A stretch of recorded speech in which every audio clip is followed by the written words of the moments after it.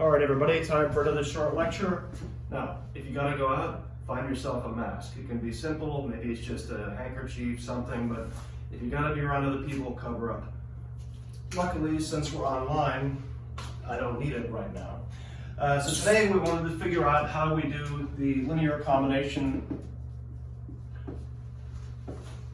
of atomic orbitals. This is the scheme by which we're going to come up with approximate wave functions for molecules and how to get the energies of the molecules and things like that. So the basic idea is, how do we guess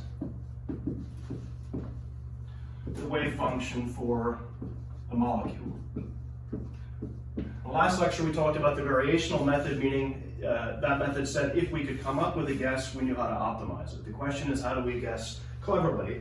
And the clever guess is to assume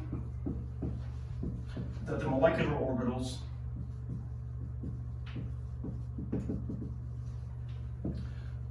are linear combinations of atomic orbitals. So mathematically, we're saying is the wave function for the molecule would be a sum. And it depends on how many atoms are in the molecule. So the sum over how many atoms, some weight times the wave function for that orbital. So the atomic wave function and the weighting. So what we're saying then is two bare atomic orbitals, say for two hydrogen atoms, combine, adding or subtracting with some weighting to form one molecular orbital for a hydrogen ion. So let's say specifically then, how would we do this?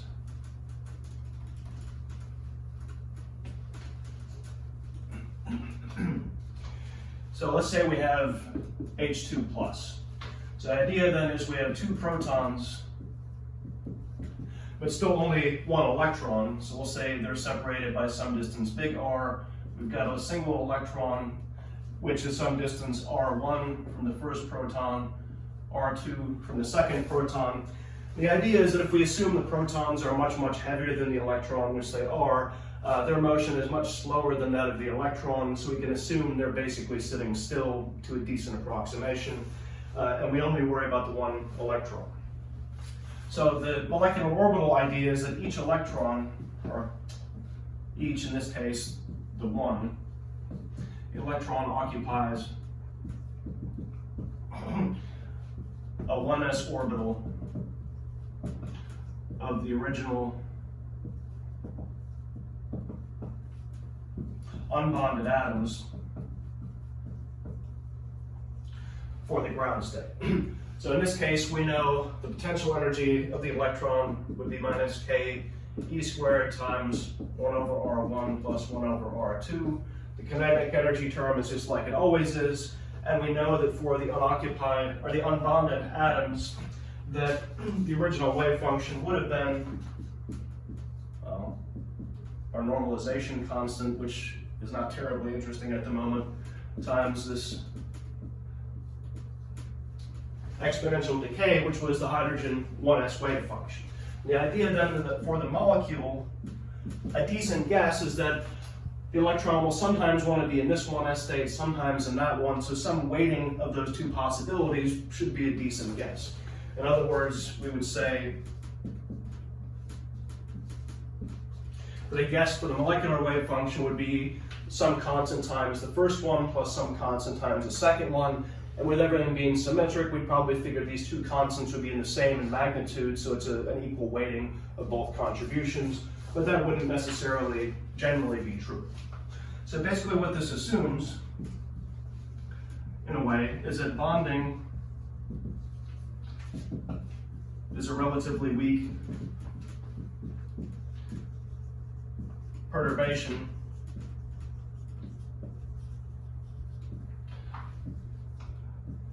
of the original atomic orbitals. Now, is that really true? Well, we'll have to see how well this works. But actually it does work relatively well. So once we know this is our idea to come up with the molecular wave function, that's where we use the variational method.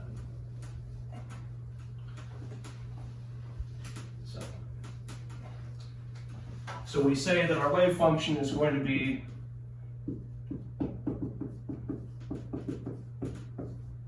C1 phi1 plus C2 phi2, where the phi's are the original solutions and the c's are just some numbers.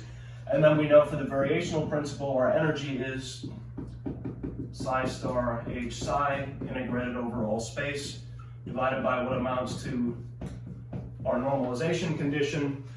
So we would throw in these two functions and figure out what that energy is, and then minimize it with respect to the two overall constants we have, C1 and C2. Now, if we wanted to get fancy, we could also say, well, why don't we put another adjustable parameter? Instead of saying phi1 is constant times e to the minus r over a naught, maybe we could make a naught, instead of a fixed length, make that another variable constant, saying that possibly the length scale will change slightly when we have the molecule, and that would be a fair thing to do. It's just the more parameters, the more complicated it gets. The good part is the more parameters, the better you can adjust them and come up with a better approximation, an energy closer to the true value.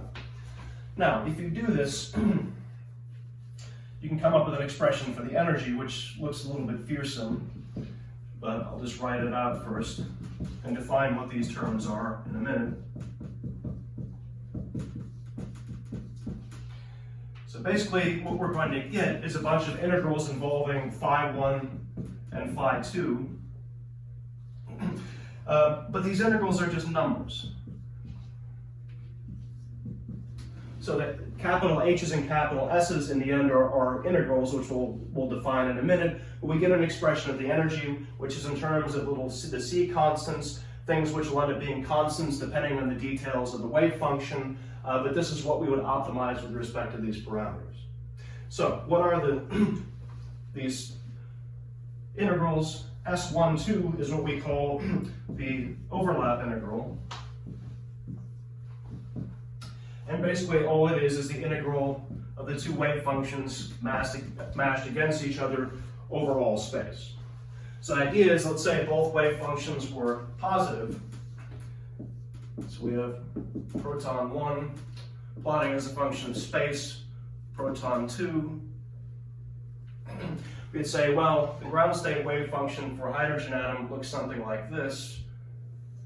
And if those are the two original ground state wave functions for the hydrogen atoms, the overlap integral is this part where the two literally overlap.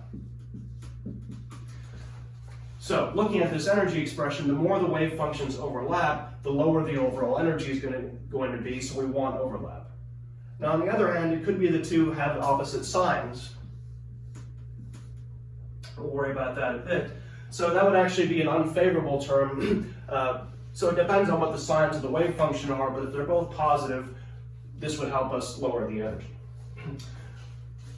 All right, so that's S. I'm going to have to erase what I've got here to have enough room, but you can time shift back and see what I wrote. Now, the H's, Hij, we call the bond